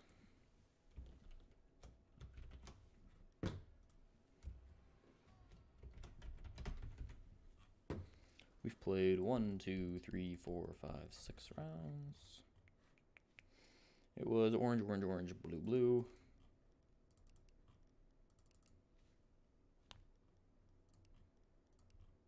And orange. Sites were laundry, kids, rear.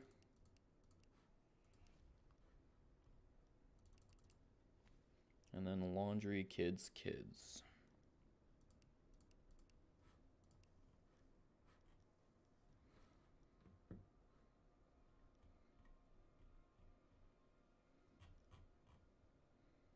All right.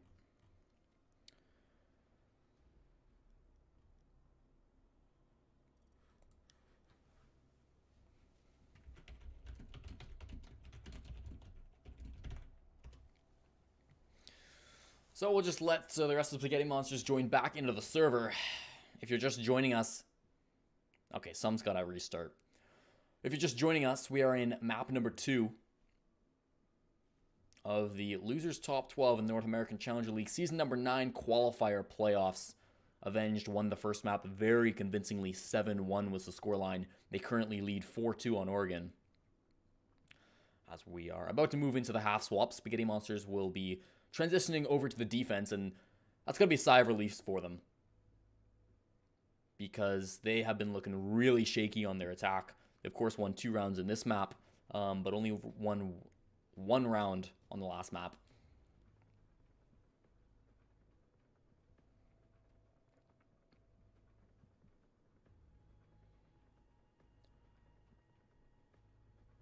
So they've been looking shaky, absolutely. But this is their map pick. And, of course, Avenged got to choose their side. So probably they were feeling a lot more comfortable on defense. Certainly if you look at the first map, they were. And so Avenged choosing to start on defense. Now they're going to have to move over to attack. And the biggest issue we've seen with Spaghetti Monsters' attack is they've been very, very slow. Multiple of these rounds have come down to just the last 10 seconds rushing into sight, sometimes 5v5. And sometimes it's worked out for them. I mean, they have won 2 rounds. I think one of their rounds that they won was just an all-out brawl in the last couple seconds. The second one, they didn't give themselves much time either.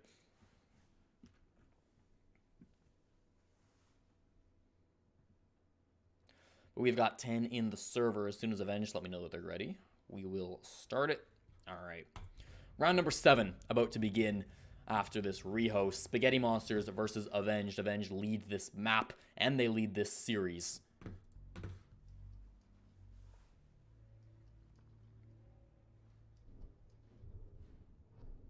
Spaghetti Monsters move to defense.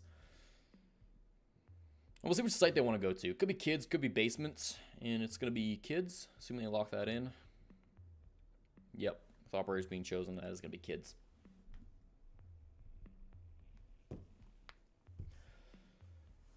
So this is the most played bomb site so far today. 2 wins from the defenders, 1 from the attackers. That's pretty standard. And I want to look at their setup. They have brought the Mute. They've also brought the Bandit. With this lineup, it kind of does seem like you're going to go in the basement. So it might be sort of trying to juke out Avenged, and they will swap over to the Blitz.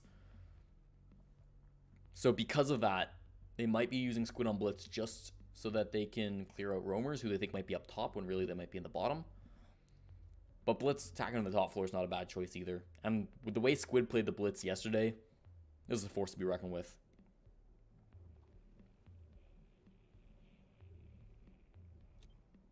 They did lose to Goober Squad. Of course, something were smart. Something banned out the Blitz. Still lost the map, but it was pretty close. Something banned Blitz against Avenged yesterday on Oregon, because they had just watched the match prior where Avenged played against Goober Squad on Oregon, and Squid played Blitz, and Squid's top fragged, and he did absolutely insane work. Of course, we lost all of our beautiful stats. But I'm really interested to see what Squid does this time, tearing it up on the shield operator. Of course, they only need 3 more rounds to take it. An even split on this half would be enough for Avenged to secure their spot and to knock Spaghetti Monsters out of this tournament. Out of Challenger League for good. At least until next season, season number 10. Kilo throwing out a block eye. Very common spot to put that just on the windmill, or whatever you want to call it. Now, let's see if their defense is as aggressive as Avenged like to play it. They've got Kilo in the kitchen, of course, Spartan roaming around on the bathroom corridor, but they've actually got 3 people sitting back as the anchor. So this is more common from most teams. You'll see sort of 2 roamers on this site and then 3 guys sitting upstairs. Avenged often played, well, they always played 3 players on the basements, and they would go all over the map, no fear at all. So slightly different strategy. Spartan and Kilo, they want to contest this front doorway. They see that's where the attackers are. That's where they want to be putting their roam focus. They don't want to die, of course. They don't want to feed themselves in. Especially not when there's a blitz. Squid not really worried about the roamers, though. He's on the top floor. Who is worried about the roamers? Jukes. Playing a support operator, but he's been getting a lot of the frags. It's going to be Spartan getting the first one after the rehost, though. That might have been a run out from him. Regardless of what it was, it gets the kill onto Dynasty. I imagine it had to be a run out. There's no way he gets that angle otherwise. So the roam plays, they don't have as many roamers, but if they can do just as much work, then in the end, it doesn't really matter. Squid definitely being revealed that they have a blitz if they didn't already know. It's likely that they did. I think he showed himself a little bit earlier. Six going to burn out these ADSs. Squid's got those smoke grenades too, so he could try to plant or cover for the plant for low jacks. You can see he's used 2 X-Kairos to open a small hole in this walk-in closet. That's going to be Jukes with the headshot, who ends up taking down one more player. That's Spartan going down for Spaghetti Monsters. So a 4-on-4 back to even. And again, not a ton of time, but still more than Spaghetti Monsters ever had. 1 minute getting into this bomb site. Squid hasn't done a whole lot on this blitz. He hasn't taken it aggressively. He's played it very, very slow, very passive blitz. Not saying that's a bad thing. It's good to be adaptable when you're in the blitz. React to whatever situation you might need to. Juke's trying to pre-fire on that. Where he might see somebody playing but not go the right direction. That's going to be Six going down. Low jacks at the same time. Will fall. Lemon and Kilo now running forward. Lantern with the knife. He gets the kill on a Squid. We've seen so many knife kills so far in this match. But it's Lemon who ate the last one with the headshot. Spaghetti Monsters claim round number 3 for them. And a good start to this next half.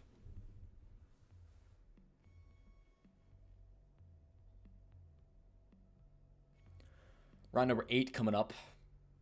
Laundry Supply is where we are headed.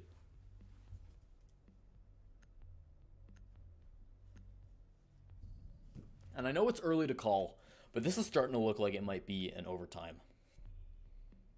If Squid pops off in the Blitz, if Six pops off in the Ash, I could be eating my words. We could see them just pull it back at a 7-3 or something like that, winning it in regular time. But that was a good round for Spaghetti Monsters. That was a really good round. Attackers need to locate and defuse as many bombs. The roamers played really smart. The roamers did exactly what they needed to do. They didn't die. They got the kills. The anchors played it safe. Really textbook play. A lot of L being brought out on this map. Always with the FO12.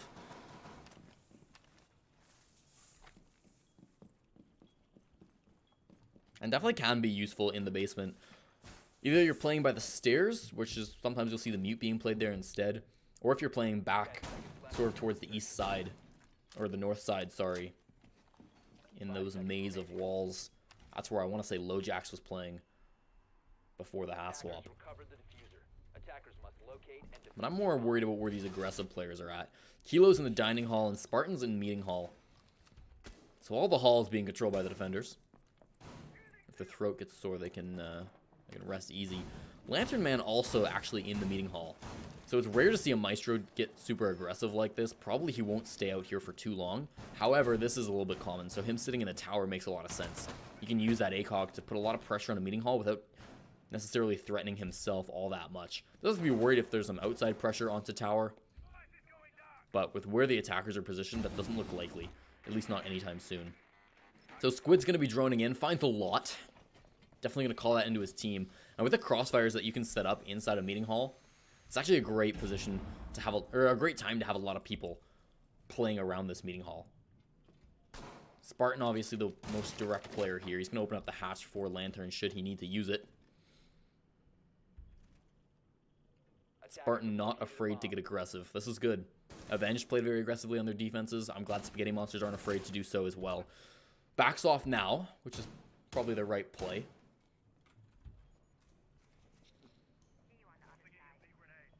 You do see the attacker starting to focus on this basement, and they're not waiting for 10 seconds left on the round. Squid has made his way down, clearing out this barbed wire. Of course, they still have to be worried about somebody flanking. You've got Dynasty up here who's sort of looking at the wall. Jukes is the one who's really watching things. He's managed to get a hole open into the meeting hall, and Lojax is on the drone. Six also on the drone, however, he's working with Squid, and they're going to move back upstairs. Maybe not liking what they're finding on Six's drone. One breaching round used might have been to take down an Evil Eye. I don't see any Evil Eyes up, and Lantern Man is not currently on his cameras, although he's just going to swap onto it as we swap away from him. Under a minute to go in this round, still 5-on-5. We criticize Spaghetti Monsters for being a little bit slow, but 45 on that clock. Lojax will go for this plant. Gets disrupted by the Ella. Great use of the utility by Lemon. He's going to start this plant, and Lemon not able to do anything else, though. Squid with a pistol takes him down. There's a shield right in the face of Spartan. He's out with a shotgun trying to stop this menace from pushing towards him. It'll be Kilo who takes down Lojax, and now still the defenders in a retake situation. Out with a knife. That's all Some needs. He is the man who uses these melee weapons. That's all he really wants to play with right now. He's still on the Echo. He's still aiming towards that hatch, but it's a 2-on-3. It's the retake. Dynasty with a grenade takes down Some, and this is looking lost for Spaghetti Monsters. Basement Oregon, one of the hardest sites to retake, especially against 3 players. You gotta think this is borderline hopeless for Spartan. He needs to get 3 kills and the defuse. He's using the shotgun. He gets it down, but he's not ready for Dynasty playing on the stairs. Well done by Avenged to take round number 8. Put themselves all closer to match point.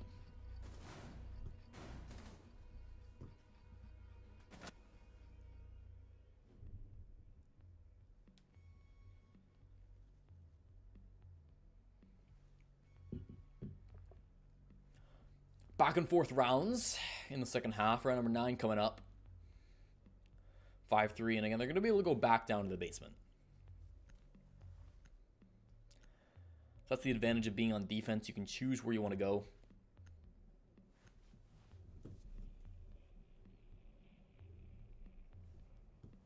And on Oregon, it's a map where you expect to see a 3-3 half, right? It's a map where you expect the attackers and the defenders to sort of go even.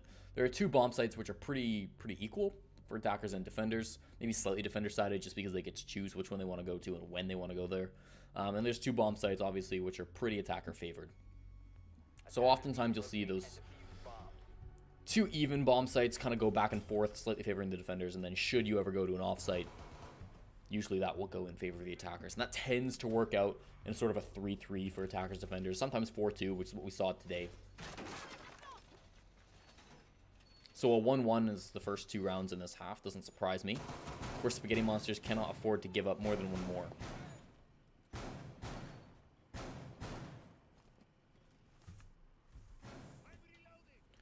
They've changed up their operators slightly. Kilo has moved over to the Legion.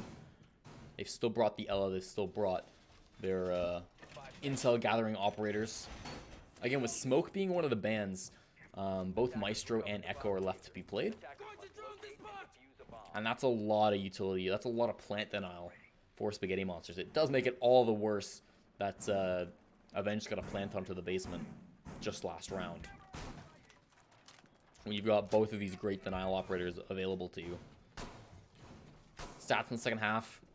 Dynasty, the players sparking out, but kills range from 0 to 3. Not a lot you can read into that after 2 rounds. So Dynasty's up on the top floor at the moment. As we just mentioned, current kill leader. And 6 is worried about these roamers. Spartan's taking a little bit of damage. That's like 1 bullet being thrown his direction. Again, Lantern's playing in the tower stairs. And ooh, what is this? That's brilliant. Oh, 6 actually was the one who gets a kill. That wasn't Spartan at all. I got a little too excited. It's just 6 getting a kill. One of those roamers will fall. That's going to be Kilo down. 4 defenders remain. Now these 2 roamers need to make decisions. Do you back off?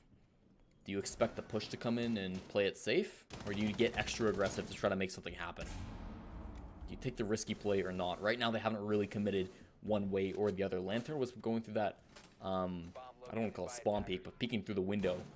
Of course, nobody on the other side of things to receive it.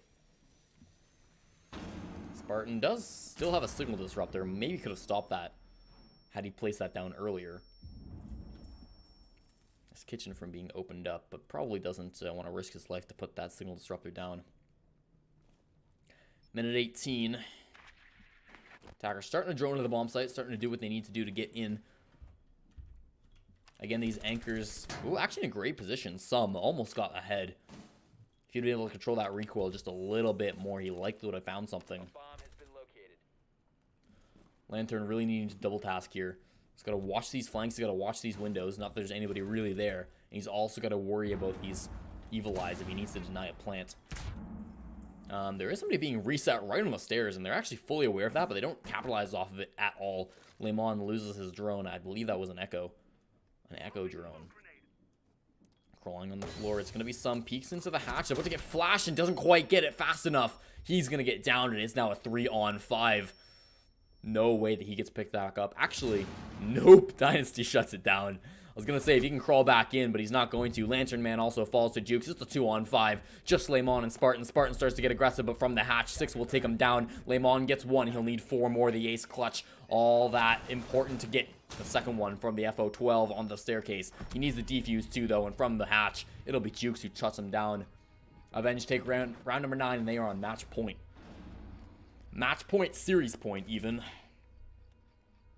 Spaghetti Monsters 1 round away from being knocked out of Challenger League Season number 9 qualifiers.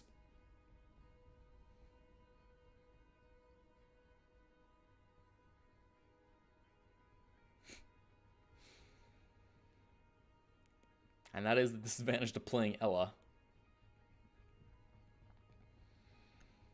That really sucks for Spaghetti Monsters if they were playing with the Ella and they did get that sound bug. Yeah, it does seem like they were getting the sound bug. That just makes the ace clutch even more out of reach.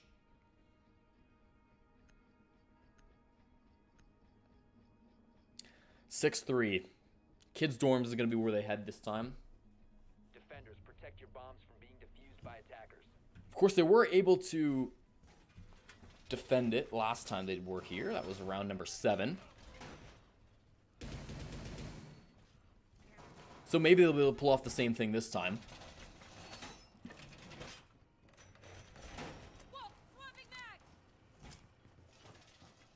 I don't see a huge change in operator roles. You've got Lemon on the mute now, so that's going to be a little bit of destruction, or denial rather, in the closet. More than likely is going to be where that signal disruptor goes. That's going to be the main purpose of it, but also just to stop drones. Put one at the top of the stairs. Put one sort of over towards armory, over towards master bedroom. Wherever you can to stop those drones for as long as possible. Kilo can throw another camera outside, but he's not playing for Avenged. He's not actually going to stay outside and try to get kills. But the roam play from Spaghetti Monsters last time they defended the site was really strong. Spartan and Kilo, there's only 2 of them rather than the 3 roamer strategy that Avenged were going for. But they got a lot of work done.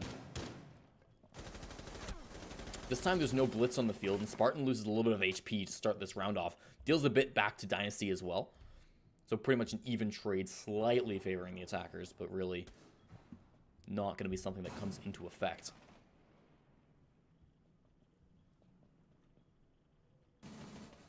Spartan sitting in the bathroom corridor, Kilo in the kitchen. Just waiting for somebody, daring somebody to push aggressively. You can hear the attackers using a lot of this utility, throwing out X-Kairos. They're using their drones. Spartan, is he going to challenge this? No, he will back off eventually. I thought he was just going to stare at that Ella hole that opens up. A very ballsy move. Oh, and while he's going for a drone, Jukes goes for the head.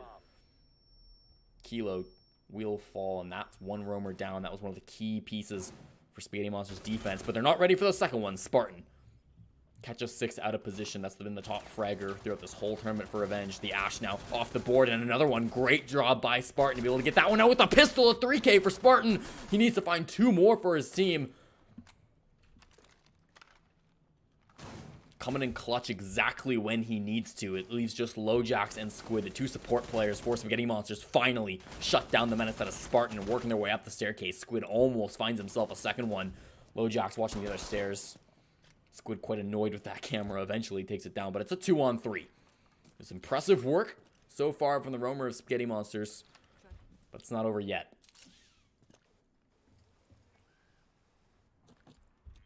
LoJax and Squid still have a minute left to try to close out this series. Bomb located And then, of by course, attacker. 2 more rounds following that. LoJax outside the big window, looking into the dorms. It's unlikely that anybody peeks that. With 40 seconds, time is not on their side. If Squid gets a kill, that would be a big entry for them. They do, of course, have some on those cameras, though. And that's going to make it tough for Squid to actually get in. A good firebolt will deal a lot of damage to Lemon. Or something did a lot of damage to him. There's a firebolt. And that was a risky play, running right by that window. Doesn't find anybody, notably. There was somebody so close to catching that. LoJax didn't just see that foot right up above him, did he? Oh, it's these close calls that could be the end of it for Avenged in this round. We'll push forward aggressively into the pre-fire. Some gets it, and Lantern gets the second one right at the same time. Spaghetti Monsters keep themselves alive. Take round number 10. They need 2 more to force us into overtime.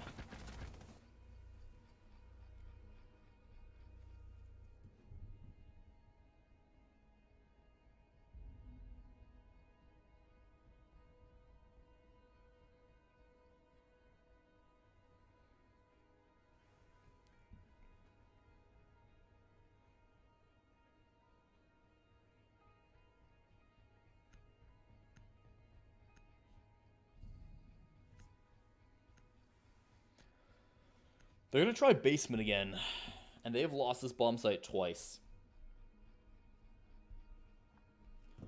I'm imagining their thought process is that you have to win 3 bomb sites. You're not going to do both tower and kitchen.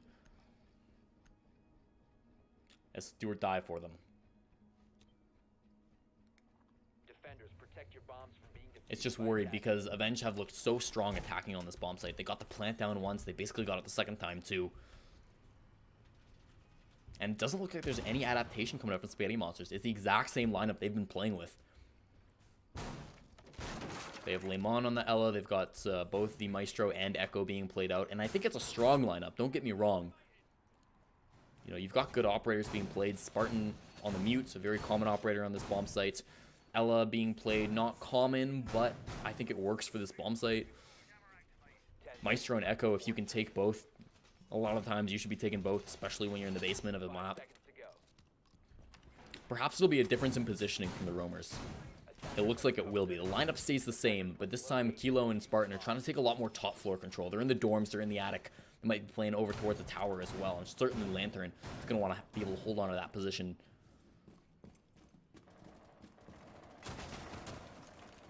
So it's a little bit soft. Ooh, boy. 6 takes down Kilo immediately as this round starts off. That is not a good way to start things. Spartan now is roaming, but he is gone. 6 will say nice shot to himself.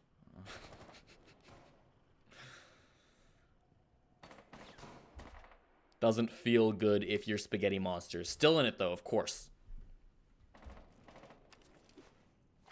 A wild C4 toss from Spartan. I think a little bit just sort of going for a Hail Mary. Nobody there to receive it. Retreats back to where Lantern Man is. Lemon finding people on the camera. There goes the Blitz. Taking that out. Spartan moving into Meeting Hall. More of the traditional hold. More of where they were playing. More of what didn't work. Lantern starting to face some opposition. But of course there's a shield pushing him in the attic. And he really can't do a lot about that. It's a straight line. Unless he can find a head narrowly around those corners. Probably he's not going to be wanting to take that fight. He does have Spartan watching from down below. And that might be enough. His crosshair dancing around the outline of somebody. Might have been behind a wall, though. I do believe he was.